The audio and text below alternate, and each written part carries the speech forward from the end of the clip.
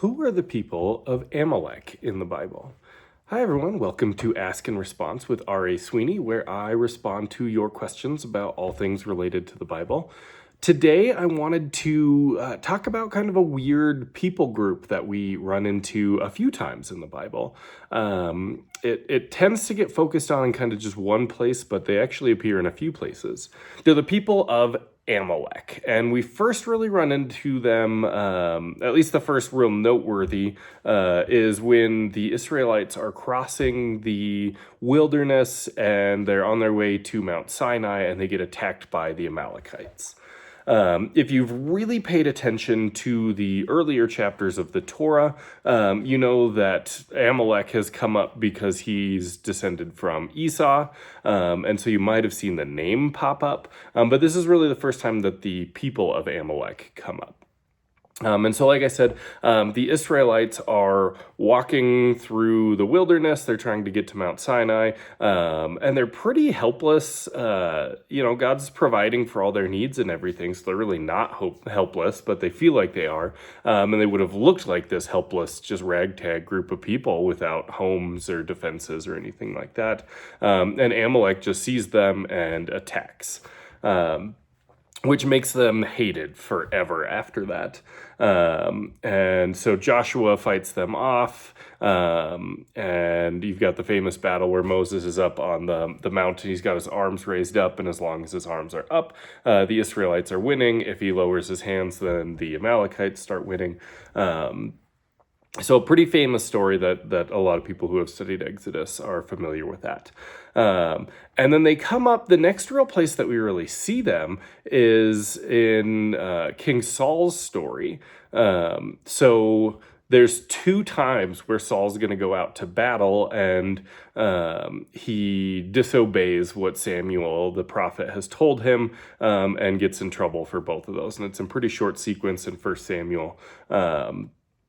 And so in the one story, it says that the Amalekites are attacking. And so he's supposed to go completely destroy them, get rid of all the men, the women, the children, the animals, the stuff. Everything here needs to be destroyed, which actually looks a lot like the story of attacking Jericho, which was led by Joshua, who fought the Amalekites the first time. So it's kind of an interesting parallel there. And in that story, they keep back all the stuff that they want, all the best of the spoils of war. So the animals and the property and stuff like that, just like Achan in the story of Joshua attacking Jericho, holds back the stuff that he wants. A lot of parallel there. But we see that Saul tries to spare the king of the Amalekites, King Agag. Samuel ends up chopping him to pieces, which follows a sacrifice narrative through that story in a really cool way.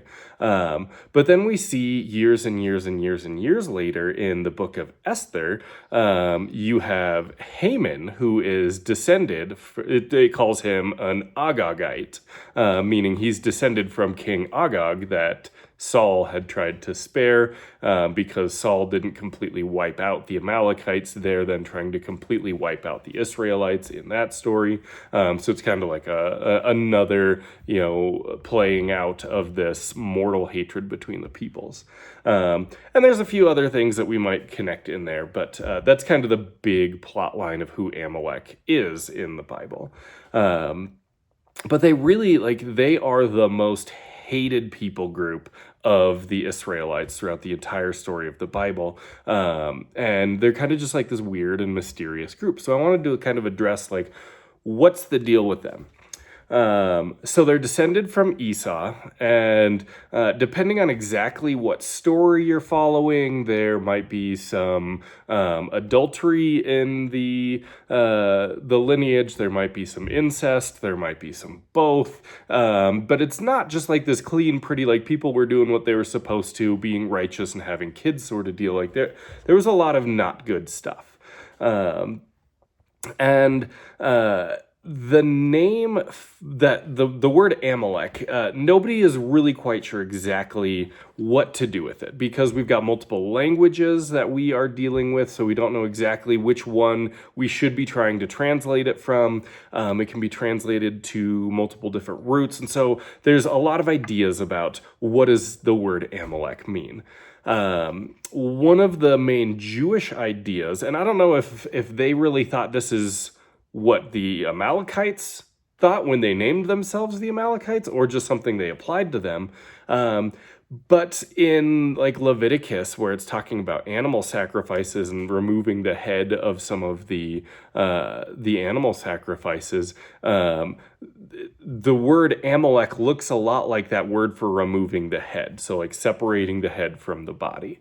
And so there's this whole line of Jewish teaching that they had separated their mind basically from their body. They were senseless. They were morons, basically, is kind of what they're getting at. And so, you know, it's the embodiment of a people who they aren't using their heads, they aren't thinking, they aren't smart. Like it's really just this derogatory toward the wisdom of their behavior. There's even a story that that there was an Amalekite who saw some boiling water, and he jumped into the boiling water just for the purpose of his body would cool down the water and stop it boiling and make it less useful. Because boiling water you could use for cooking and all sorts of things, and he just wanted to ruin it. And so he jumped his body in, boiled himself to death just so that he could ruin this boiling water and make it less valuable. And again, that's just a Jewish story. That's definitely not in the Bible, but it is in their teaching about the people of Amalek. And it really, to me, that just seems kind of derogatory. Like, we're just going to make up this idea of those people are senseless morons who just destroy everything and are terrible. Not to say that it couldn't be true, but I think that's at least the impression I get when I look at that, is like, this seems like national slander of just like, we hate those guys, and so we're gonna we're just going to make fun of them. You know, is any of it true? Maybe some of it, but like, it's just a making fun of this people group.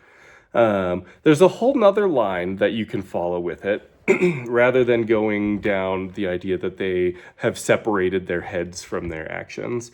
That it could mean like the blood lickers, which would imply some sort of like blood magic. There's a lot of tradition that teaches that they were wicked sorcerers, that they would have been involved in that blood magic. If you've watched The House of David, which, good for you if you made it through it. I did not enjoy that show, but pretty early on you see the Amalekites, and it shows them with this like sorcerer, wicked magic sort of deal, involved in all sorts of just dark magic type stuff. And they kind of did the same thing with Doeg the Edomite a little bit later, but this like blood magic idea, which does kind of fit because they're desert dwellers. They would have been in the place where you'd see in like Arabian stories. This is where like the wizards who battled genies and stuff were there. So you've got this like desert sorcerer sort of motif around more than just Jewish tradition there.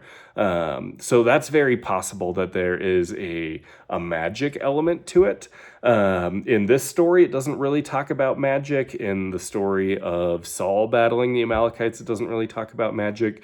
In the story of Haman, it doesn't really talk about... So that's not really in the Bible, but it's definitely not outside the realm of possibility. When you look at the larger context of the story, they're in a place where sorcerers were rumored to live. Their name could mean that they were blood lickers, meaning that they're practicing some dark blood magic. So that's definitely possible. But the thing that I think is really interesting, at least narrative patterning, and so for me, this is the only thing that I see that the Bible's actually doing. The rest of all that, I don't see that the Bible's doing that. It's more just kind of tradition that has come out. So here we've got the people are are trying to get to the mountain where they're going to meet with God, and Moses will go up on the mountain and be their representative. And one way you can translate the word Amalek is valley dwellers, or like the people of the valleys. So kind of juxtaposing like Moses up high on the mountain and the Amalekites are down below. So you've got kind of that high and low imagery there. One thing that I don't think I've talked about in any of these videos yet, but in Hebrew, their letters are actually their numbers as well, which sounds really weird until you start thinking about like Roman numerals, where you've got letters that are also their numbers. So it's kind of similar to that. So you can actually look at any word and you can add up the letters basically to come up with the number that word signifies. My favorite one is David adds up to be 14, and you see a lot of patterns of 14 with the word David.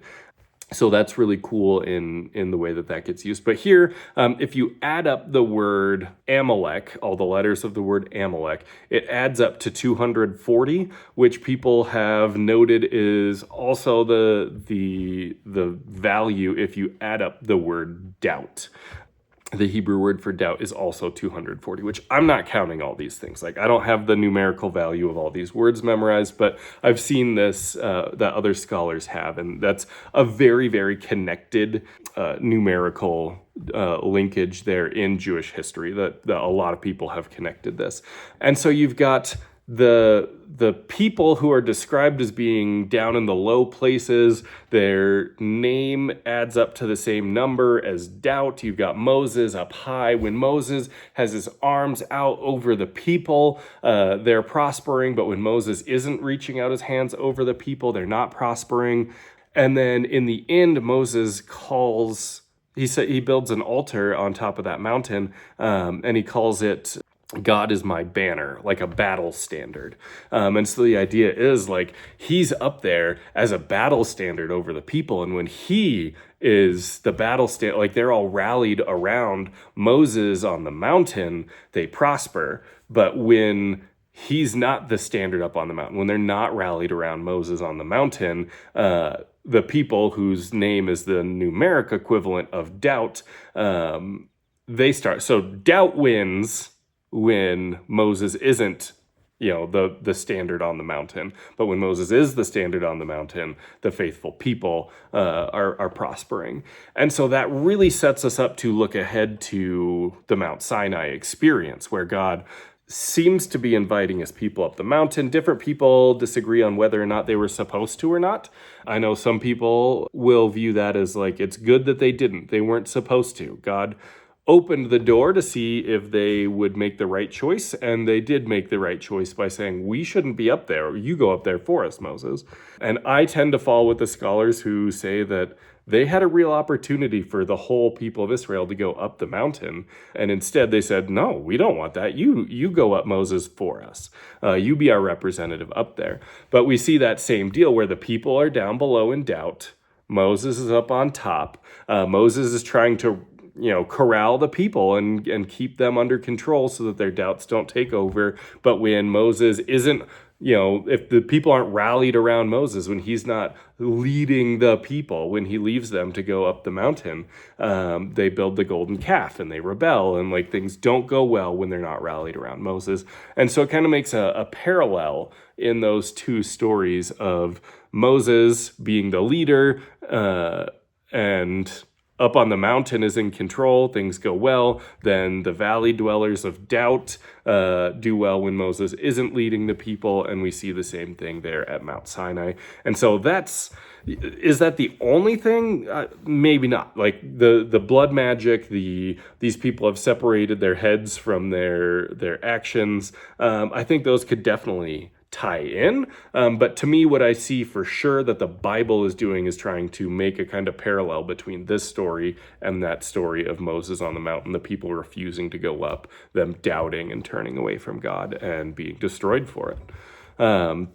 So that's what's going on with the people of Amalek. There's probably a lot more going on with it, but at least for now, that kind of gives us the major appearances that we see of Amalek in the Bible, some of the different ideas of what Amalek means, how it fits into the Bible story, some of the traditions that go along with them, those sorts of things. So I hope that's helpful. Feel free, if you have more info on Amalek that you want to share, feel free to throw that in the comments. I'd love to see what else people are talking about with a very strange and potentially magical, mystical, weird people group. I'd love to see what you guys have learned in your own study. So add that in the comments. If you have other questions, email me, put them in the comments, do whatever to give me your questions so that I can be responding to your questions in this series.